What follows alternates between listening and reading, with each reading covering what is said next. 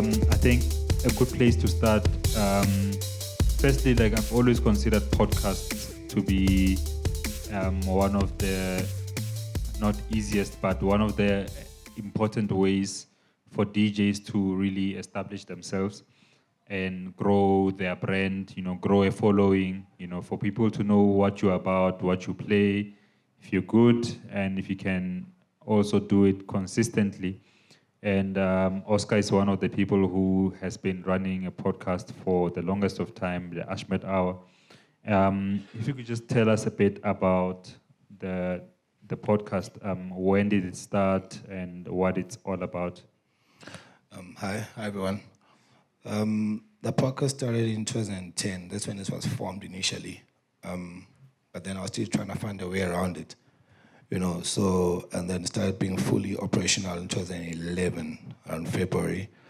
That's when I started to go online and sending my mixes to people and then developing my podcast and getting guests up to right now, yeah. So it's been 9 years. 9 years now. And just in the past 9 years, what have you seen the podcast do for you as a DJ and as a brand? No, it has definitely grown my brand because at the time, podcasting wasn't as big. It wasn't as big. It was there, and most of the time, podcasts that we had were international podcasts.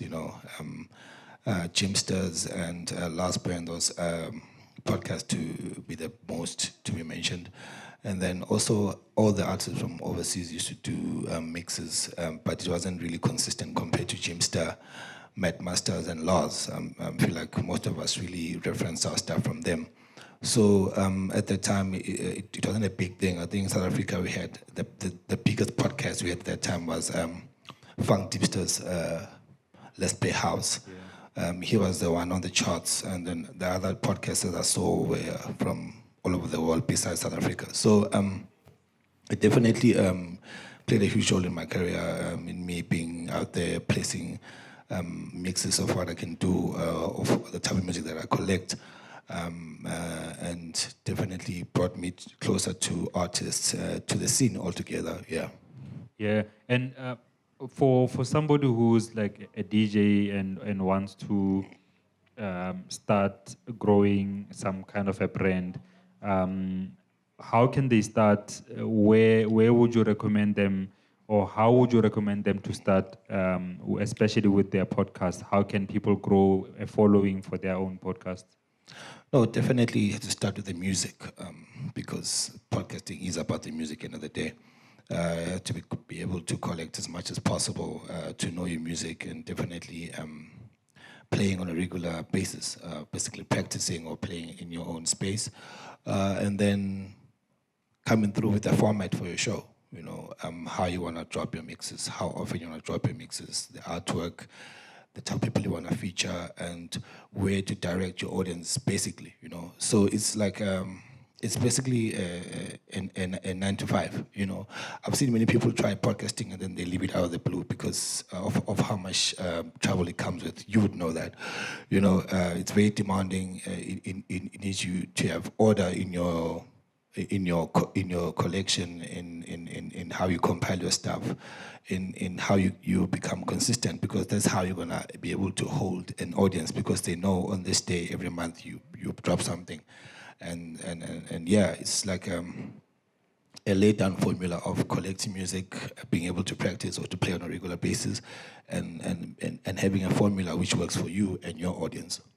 Yeah, and what about like with regards to as a new DJ and who might not necessarily have the following yet, because everybody starts with no following at some point, but especially in a scene now where there's a lot of podcasts now, there's a lot of mixes, whether it's on Podomatic or on Hear This, but there is a lot of people doing some sort of podcasting,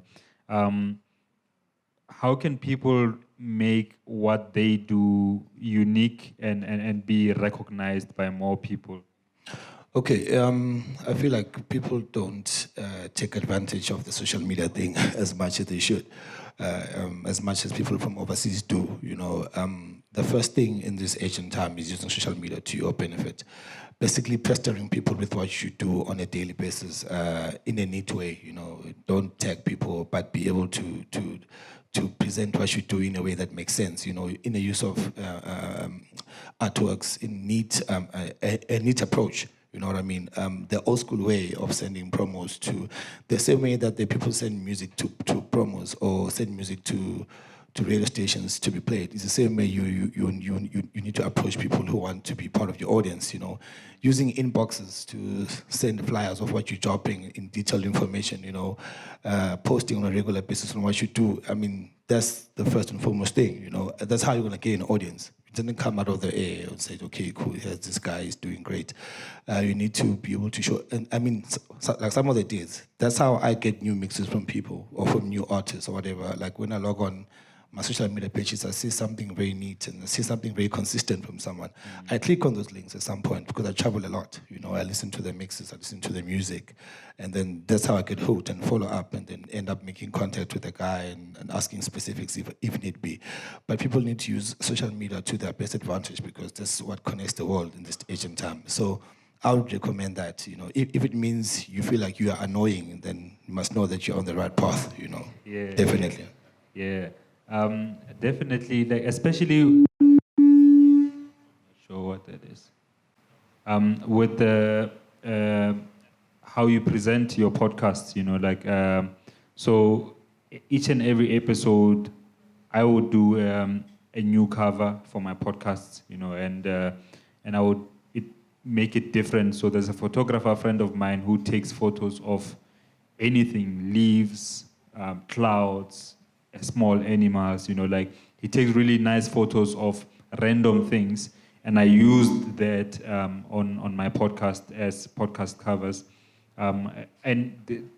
Different people have got a different approach. You could get somebody who's like a graphic designer to design different covers every time, or you could have a same theme and stick to a certain theme, but that also helps, when you post and say, I've got a new mix out, it's not just a picture of yourself, it's a picture of something, and people can align your podcast to that picture from time to time. There's a point that I want to get to with regards to what you guys did with the Ashmet Hour, because at some point it was an event. We were recording the podcasts live, and it eventually became an event. How did that come about, and what are the benefits of that? So the show grew. I mean, every year we saw a lot of development from the show. So people wanted to come where we record. At that time, we were recording at my place. I used to live in Pretoria at that time. And it was a very tiny place. It was a 2-bedroom house, so it wasn't going to fit more than 10 people. So then decided to approach venues and come with an approach that we want to come through and record our mixes, in a sense that it's like an event, basically, how we're going to invite you as a guest DJ, and then you play your set. That set goes straight into our podcast. And then also we have visuals. For those who can't attend, it's going to be a live stream. And then a week later, we make the links available with the audio and the visual streams. Yeah, and I think that's also already, that could be an event on its own, So from having a podcast as a monthly thing to it now becoming a fully fledged event, at some point you could do at a venue like this and host the Ashmet Hour, and host guests like that. But with regards to other people, what are people doing wrong that you've seen or not doing enough of, especially when it comes to podcasting? Like I said, that I've seen so many people try podcasting, especially when it was on a high, 2014, 15, because that's when everyone saw that it's working, and everyone tried to come through. And then one mistake I picked up is that they copy other people's work or for people's formula a lot, method, how they name their mixes, when they drop, but eventually they lose the whole thing because you only know someone's plan to a certain extent, and then automatically you don't do podcasting anymore. So I would really recommend people to be very authentic with what they do. That's why I'm very big on research. Try to be different as much as possible, because that thing is going to make you get an audience. If you're different and you do something different from, say, LSG, I'm going to be interested, because if I see something I've seen before, especially how you present your podcast with your artworks, for instance, or with how you drop your mixes. If LSG doesn't drop a checklist, you also don't drop a checklist. You don't know LSG's reasons, So I would really appreciate if people would do things differently, and then automatically it's going to be organic, because people are going to be interested on, okay, what's this? What's the method, and et cetera, et cetera. It just grows when you do something very genuine and very different. So I'd really like people to do that. Secondly, to be consistent. Consistency does develop something to be very big, and people don't really realize that the more consistent you are, the more you get an audience, the more people can talk about what you do. Like the more they can say, you know what, I know it's going to drop, and someone says, nah, he won't, and then you drop. Then it means you gain 2 more followers every time. So it's something that I would wish they would like to be do. They be different, original, authentic, and then be consistent. Yeah. Yeah, and the consistency thing really, it does work. You don't see it in the beginning, because you might be thinking, I've posted 3 mixes, only a few people are downloading, only a few people are listening. But if you do that for a year, if you do that for 2 years, organically you start seeing the numbers, like things like, I've had people asking me for guest mixes. For example, somebody would be like, hey man, please do a guest mix for my podcast, and I ask him, how many episodes have you done on your podcast? It's like, I've done 5 episodes, you're really just starting. You haven't really shown that I'm not even sure that next year this podcast will still be around. So if you do something and you look at it in a long-term sense, before you know it, you've got the numbers. I want to ask you about styles of music, because, for example, with my podcast, I'm very specific with what I want to play. If it's a soulful house podcast, and most of the time, that's probably what people will get. You guys would have sometimes, because there's 3 of you doing the podcast, sometimes with a guest, and it differs with styles. Is it necessary to do only one style of music when you start a podcast mix, or should you be open? I feel like it's up to you. You own the podcast, so it's your rules, Okay, like when it comes to us, we don't limit ourselves in terms of style of music. For instance, I feel like we are 3 different artists, Ezra loves the much more soulful South African sound. At the time when I started, I used to love more of international sounds, I used to collect a lot of stuff from overseas. And then comes DJ Lou, who's big on down-tempo, neo-soul, broken beats, lounge, basically, So when they joined the podcast, because they joined at episode 21, if I'm not mistaken, I said, look, guys, here's a formula. There's 3 of us, and then we can get 2 guests every month to come with their own style. We don't limit them whatsoever. What we can do, the 3 of us, to be able to make this thing interesting, let's play around all genres. So if Ezra does local house music this month, and then next month he's doing down-tempo, and then Lou is doing the other sound from overseas. That's how we used to do it every time. We just rotate. In that sense, we get to get a feel of what he goes through and he collects. In the very same sense, we grow our own collections and our musical sphere, basically. We just don't limit ourselves. So, and that was very interesting for people to be able to see how I collect this specific sound, and then how I really get and put it in a mix, The duration doesn't really matter, because we go from 1 hour to 3 hours. We've got Cheddar Japanese who's done a mix for 7 hours, which is one of the most downloaded mixes we have up to so far. So in that sense, we give an audience that kind of belief. Even if, like most DJs who have approached me to be part of the show, always say that they have felt the need of being themselves, because most of the time you get to places, to venues, you need to play the music that's really out there, that's really normal or really commercial, or rather mainstream. Let me not use the word commercial, because of the pressure of what it entails to entertain people. But now podcasting has made them believe that you can play anything and anyhow. I remember when I had a chat with DJ Christos the other day, I was speaking about how it has worked for you in terms of the sound that you like, being original in terms of soulful house, the vocals. What you play on your mixes is what you play on live shows. I mean, we had a show in Durban 3 years back, and you played just after midnight, and you went so full, and the crowd was crazy, 1 a.m., and because people know that sound from your mixes, and they know that that's LSG. So in terms of what to play and how to play, it's strictly up to you. You make the rules. Yeah, I think I want us to get a few more, some questions from everyone here, especially with regards to podcasting.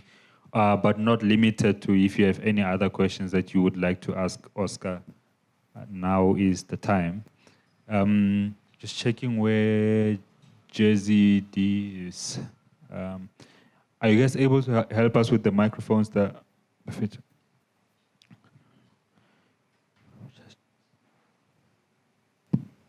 Cool. Just by a show of hands, if we've got questions. Okay.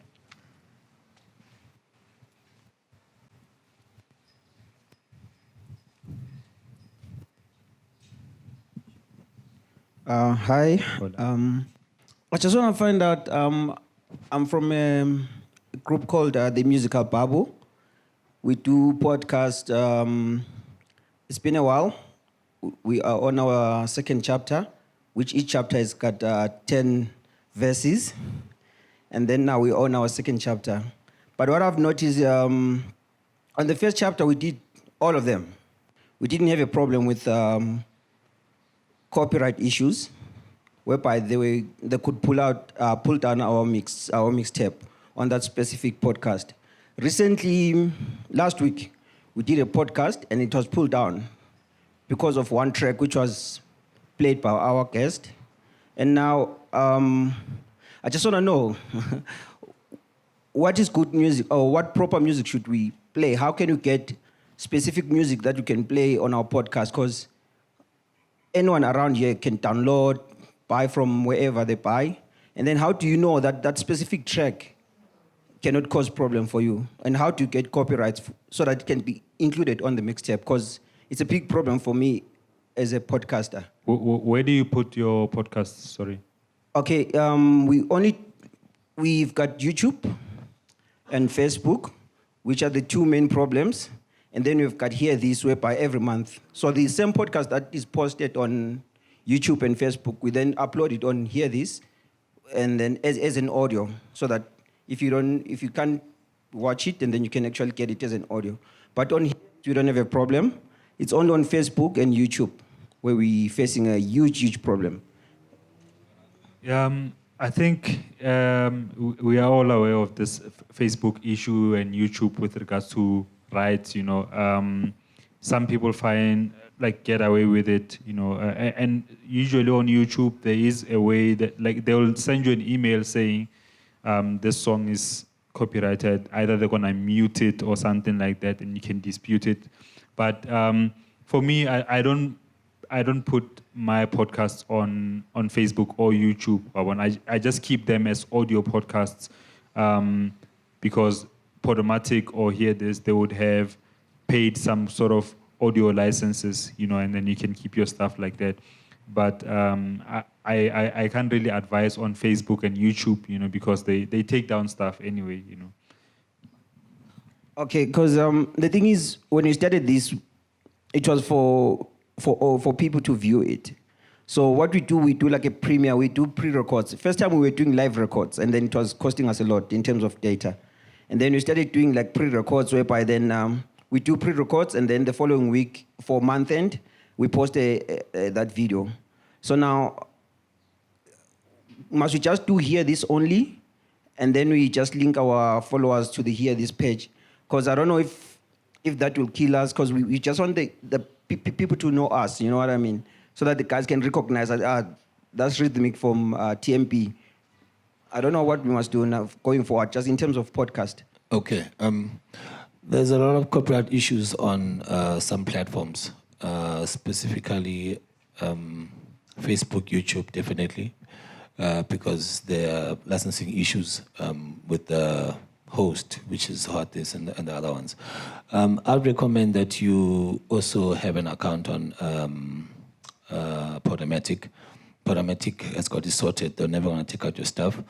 And they're going to be able to link you to other stores. For instance, iTunes podcasts. Most people who use iPhones or who are on MacBook, they're going to be able to get your podcast immediately. And it's going to notify them as soon as they follow your podcast. So it's a win-win. So those who are on Hotdis, is it Hotdis or is it Hotdis? Hear this. Hear this. All right. Hear this. Most of those who are on Hear this are people who can use Android and stuff. They can stream that side. And people who are on iPhones can use the iTunes options that you get automatically from Podomatic. And then I also know Spotify takes down mixes for the same reason. So that Facebook and YouTube does. So immediately when you detect such things, you go to your plan B. You do not go and complain to Facebook and YouTube. I mean, who are you going to talk to? So you just get other platforms and proceed with what you're doing. I'd recommend you to stop using Facebook and YouTube for your live mixes because it's a big hassle anyway. And people don't stream as much in terms of affordability as yet in the country. So record your stuff, get them in high definition, get them as mixes, and then try to sponsor your mixes, like when you post them on Facebook. Facebook sponsor post, because they can reach a new audience altogether. And then, just keep it as mixes. If you fail on this platform, try another one, and until you get a home for you. Yeah, and just one thing that maybe you could try is Twitch. Twitch is kind of like YouTube, but for me, it's like the reason I don't do like YouTube and Twitch is that I have to start growing a new following there, you know what I mean? And there might be people who are not necessarily on Twitch, like here. I don't actually watch anything on Twitch. So you might be missing an audience that's on Podomatic and on Hear This if you're only focusing on the visual aspect of it, Yeah, but if you're insisting on doing videos for people to see you, I think Twitch is the easiest one where you won't get copyright issues. Cool. We've got. Let's start this side and then we'll go this way. Eta. Sure. So I'm also a podcast. I've been doing it for about 2 years now. I'm on Podomatic, and I think I'm doing all the right things. My podcast is themed. I usually have posters, some artwork, and everything. But my issue is that it's not growing. Like it's stagnant. Sometimes I get up to 100 listeners, and then sometimes it's low. So I want to know, moving forward, okay, I understand that there's sponsoring. Maybe I could try that. But besides sponsoring or on top of sponsoring, what else can I do to grow it? And a bit of advice to my brother that side. If you try Podomatic, I'm telling you, like, it's the best because people are able to download from there. They're able to stream. They have a choice. And then you can put it on iTunes also. And if you put it on iTunes, there's also the Podomatic app. So Android users can also download that app, and you can also have iTunes users from the iTunes stores and all things like that. So what advice would you have, like, to maybe at least get it to grow? Yeah? No, it's what we're speaking about all along. You need to be consistent with what you're doing. The minute you focus too much on numbers is when you're going to lose your focus altogether. Once you start to compare that, I've got 10 listeners, tomorrow I have 3, you won't have a problem, You need to be consistent and you need to, like I'm saying, if you have a deadline or a timeline of when you drop mixes every first of the month, do not stop doing that. If you need to annoy people on your WhatsApp, on your inboxes, on your Facebook, Twitter, Instagram, rather they block you for pushing what you do rather than blocking you for anything different, you know what I mean? But you pushing your brand, you pushing yourself. There's a lot of people doing podcasting. So when I see something from someone, I always ask myself, what's so different about him or her, and I must get that through your presentation as well. So your approach altogether, how you push your podcast, how you assemble your podcast needs to be very different to be able to gain a follower or a listener at most. And once you capture a listener, it's job well done. That's how you continue. It might take 2 years, it might take 10 days, it might take a decade, because we are different from one another. And also remember that now podcasts, there's like a lot of them, and so quality will make you different. Yeah, and also like the Facebook sponsoring thing, guys. Like I think we are not using that as much as we should be doing. With 100 rands, you could be doing a sponsored post that's gonna be there for the whole month, and you can choose specifically which areas in terms of demographics where you want the post to be focused on, or the reach to be. Like you can say Pretoria, Joburg, Durban, or however you want it, but it's not that expensive. It's still very much underpriced, and it's something that we need to use more. Whether it's for your podcasts, you could do a sponsored post of just your page without doing anything, just so your page to be seen by more people. It's something that I think we need to utilize a lot, and it really does work. You see the hits, you really see them. We've got one more here. Hi. I just want to know, in terms of getting a guest DJ on your podcast, do you have like a payment talk, or how's your approach with them, or is it maybe a relationship-based collab to say, okay, Oscar Mbo is my boy, I can play a set there, or is there a professional way where you could contact a certain DJ to say, okay, I like your style of music, it can fit in my podcast? What's the conversation there? Is it necessary to have the payment conversation with them or not? No payment whatsoever. No payment. A podcast goes both ways, my man. A person who you might think is doing you a favor to being a guest DJ might get bookings through your podcast. So that's his payment from you, because podcasting is like having a CV of what you can do. If I'm sitting here with, say, LSG, and like, you know what, I'm hosting a festival, I need 10 unknown DJs. Please go to your platform and ask them to send links of where we can stream or download their mixes. So 100 people send their mixes, and we have 10 days. So we're going to go through 100 mixes, and we're going to choose 10 of what we feel like is good enough for us. And we don't know you, where you're from, what you do. So that's your CV, and it goes to a booking from people like us and many other people. So podcasting, being a guest teacher on someone's show, it's like me calling you to come be on Metro FM and say, come drop a set, I'm doing a show on Metro FM, and then you send me an invoice and then I pay you. It doesn't work that way, because I'm marketing you to the audience that Metro FM has. So there should be no payment whatsoever for anyone that you do with podcasting. In your approach, it should be a musical thing which will also assist the person who's going to be a guest. It's not only about you growing your brand, Yeah. Thank you. I think also you need to grow your podcast, so many established DJs won't be interested in doing a guest mix for a podcast that has not really grown. You know what I mean? Like sometimes people look at it the other way around. You're thinking, let me get an established person so that I can grow my podcast. But like you can grow your podcast on your own and then get an established person to really hype up the numbers, already from what they are. So I think more focus should be put on growing. Can I grow my own podcast on my own, so that when I ask somebody else who's established, it's easier. You know what I mean? All right, thank you.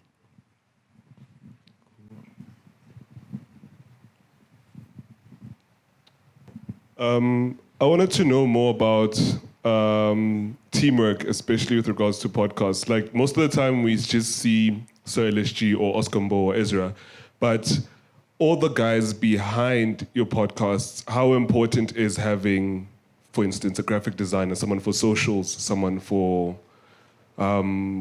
research even? Like what roles do they play more in podcasting? They play a huge role, and it's most of the things that are not spoken of. That's where it comes with the expenses of owning podcast or running a podcast rather, it's very important because sometimes you will not have equipment to record your mixes on. And you have to go to a place where they hire those out and you find them, they have their different prices. That's an expense. Traveling to their place is an expense. A graphic designer or a photographer for your visuals, that's an expense. Sponsoring your posts, that's an expense. Also paying your host, where you host on Podomatic or wherever, to be able to have more downloads, that's an expense. So really I'm counting up as 6+ expenses, you know, and you have to share all those things. If you're doing it by yourself, you need to be prepared for that. But also remember that you are doing it for your brand, like for the growth of your brand, because it always comes back, you know, if you do it the right way. You know, like the more you, like what I've noticed also another mistake people do when it comes to podcasting or brands altogether, they avoid investing into brands. You know, where there's something where money to go in, they duck around and go for the easy option. Whereas where you want to pay, for instance, on Podomatic, there's an option of paying to be able to get more downloads, where you can have a bigger bandwidth. You know, that's why you find the Ahmed Hour has been the most downloaded podcast for the whole 9 years. It's still on number one because we do pay for people to be able to download. You understand? So if you go on the free option that they give you, only 1,000 people can download, and then the next people like moving on, it tells them that the podcaster has reached his or her limits. And you can't download, you can't reach an audience anywhere in the world because they have cut your downloads.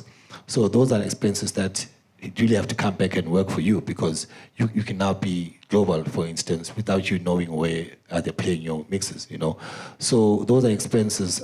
So there's a lot, but it's something that's really worth it, if I can put it in that way, because it does grow you, it does market you, and it does show people what you can do. You know what I mean? So be very mindful and be very open to those type of things, because otherwise the platforms, they are going to limit you because they do know that what it can do for you. So if they do it all free for you, they're not benefiting anything. Same like Facebook.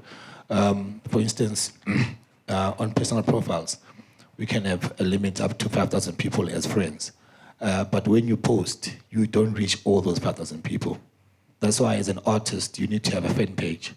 It's very important. It's much more important than your personal profile because it can reach more people, and also you can sponsor your posts to reach people more than the ones that follow you. So be very aware of that and try to post more on your fan page or ask people to like your fan page. Thank you very much, my brother. Interesting views. You know, you are opening up those that have been closed. So DJ Marvin here, resident DJ at SMU FM, you know. So, you know, as a radio DJ, most of the time, you are outsourcing content. Because on a community level, you're a producer, you're a DJ, you know, you organize your interviews and stuff like that. But at times, you find that it limits your creativity because you are mostly working with artists, you know. So you find that as myself, being a radio DJ, I'm a DJ before I'm a radio presenter. I'd also like to put out my own stuff out there for the masses to consume. Yeah, so you find it very difficult. So I want to know, like, outside Harddisk and Podomatic, what other platforms can you advise? Ne? But my main question is here, what value can we derive from podcasting? Because we do realize that since the advent this thing for IR, ne? A lot of platforms have become commercial. So in their services, so why should we keep on sharing our stuff for free for the mere fact that you want exposure, but you are not getting like value or revenue, as LSG likes to say? All right. I'm going to advise you on what I know. Then he will assist where I can't. Platforms, there's a lot of platforms. That's why I even told the brother there that you need to go for what's user-friendly first. For me, that's a win. If I access a link through my phone and I can do everything with it in a space of 2 minutes, I'm going to go for that. But if you send me a link of your mix, for instance, and I have to go open my laptop or PC already, it's off for me because it's time consuming. I won't be able to have the memory or the time for that, maybe because I'm traveling or maybe because I'm at work and I need to listen to what I'm listening to here. So try to get a platform that's user-friendly, that's maybe familiar with many people, you know. That's the best key of getting people to be part of your audience, you know. And then in terms of the second option, the second point that you raised in terms of why should we do stuff like for the sake of exposure, we are different people. Some of us are doing it for different reasons. Some of us have goals on how we want to achieve our goals. Mine might be different to you. But for me, running a podcast, trying to show people what I can do or how I can do stuff, for me is, I feel like it's investment to the brand, that is me. Because if I do things right, it equals to bookings. You know, and that's what it has done for me and the guys that I work with. If you do it right, then that's how you're gonna make your revenue. But that's why I even told him, if you worry too much about the numbers, then you're gonna miss what's for you, because now you're trying to compare who has downloaded, who's not streaming my stuff, blah, blah, blah, blah, blah. Then it won't get you anywhere. But rather being consistent and doing the right thing, people are gonna contact you for bookings and for shows. And what you have spent is gonna be like 10% to what you're making. So forget about the money when you start. You know, you are going to invest. Is how it becomes back to you, whether it's a win or a loss. It's how you approach it with your attitude. If you want to invest $100 and get $200 tomorrow, I don't know, maybe you must try Forex. But I feel like invest in it and then it's going to come back eventually. Yeah, and sometimes it doesn't come back. You know, like it's all about like building a certain brand. Like for me, I can sell these sweaters, you know, I sell these sweaters, I sell t-shirts, I get bookings from a podcast. So if I'm paying a monthly fee on Podomatic, I don't look at it as like money going out, but I look at it, it's a cost of business. It's a cost of doing business. It's just like if you're a producer, you need to be buying headphones. You don't be like, these headphones, am I going to get this money back? You know, it's part of what you do. So the spending of the money should be obviously thoughtful. Like I'm spending this money knowing that I'm sponsoring my Facebook post to reach more people. I'm paying Podomatic to reach more downloads. You know, it's all accounted for. So and most of us don't really actually invest in ourselves. You know, that it's a part of investing in yourself as a DJ and as an artist. Sure. I just want to know how do you go about getting paid with podcasting? Like, how do you do it? You mean getting money? Yeah, getting money out of podcasting. Let's say you release a mix now, and you get paid for that mix. How do you go about that? You can't really get paid like that because firstly, unless you might be playing, most probably you're not playing your own songs. So even selling a mix, you know, it's an illegal thing. You don't really get paid in that transaction, but you get paid like Rebua. Like I've been doing this podcast maybe for 8 years. People would book me specifically because they heard a podcast. You know, it's a payment, it's an indirect payment, but if it wasn't for the podcast, some people would not be booking me. You know what I mean? Yeah. Do we have one more question? Anyone? Podcasting. Morning. Actually, it's a comment. I heard that if you want to grow your fan base, you can ask the people to like your page. I've experienced that people, they send me those links. They don't even greet me. Yeah. There was a stage whereby we did had that conversation that those people, they are not doing it right. They just have to maybe approach a person or maybe greet. It's better, not just send that link for a person to like your page. It doesn't fit well. Yeah, definitely it doesn't. I feel like we've all experienced it. That's why people are laughing. It's all principles of being an artist on social media, on emails, on whatever. Your approach needs to be good for people to even check out your stuff. That's why I'm saying, I was even trying to tell the guy that you don't need to even tag people. I see DMs, I see inboxes. Do not tag people on your stuff, because some people are already annoyed that why are you tagging me on stuff? I mean, but rather doing it the right way, posting it, and even if you do an inbox, I mean, you are getting into a person's zone. So come through, introduce yourself properly, and say what you want to say. It's going to be on that person's guilt whether they like it or whether they respond or not. But your approach was good enough. It's like going to a neighbor's house and just opening and say, hey, you can't do that.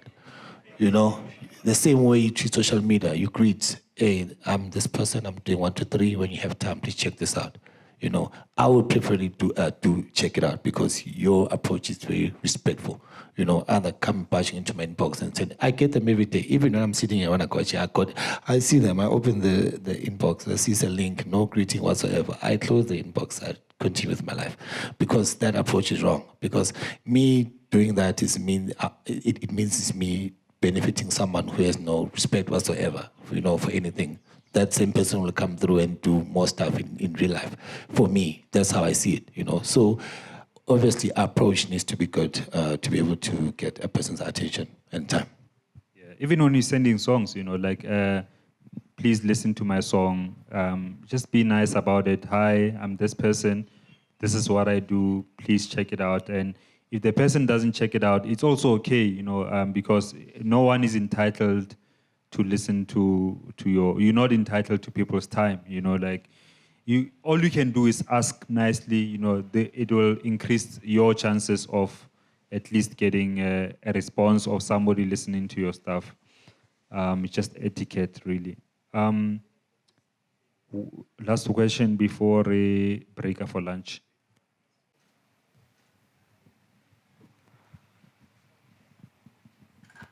I actually want to add and comment. Podcasting is not in any way a way of making money. The same way in which you go out weekend to weekend, going to ask for gigs to promote yourself and all that, it's what you do with a podcast, but on a greater level. You know, because when you go out and promote yourself, it stays how. But with a podcast and things like that, it goes bigger than that. It goes broader than that, because it has reach. So don't do it thinking of money and all that. It's about promoting yourself and getting your stuff out there, your craft and that sort of thing. So podcasting is all about that and not money. Yeah, man. When you're supposed to be sitting here with us. Serious. Cool. Okay, guys. We're going to take a break now. It's almost 1. And let's please get back here at 2 p.m. to carry on with the summit. Let's give a round of applause to Oscar Mbo. And he's got an album. But if you haven't yet streamed or bought the album, please do. You know, let's support our underground scene. There's a couple of guys who've released albums. You know, if you know somebody in the deep house or underground community who's got an album out, please do best to support it. If you can't buy, stream it. If you can't do any of the above, at least make other people aware of the music. Thank you.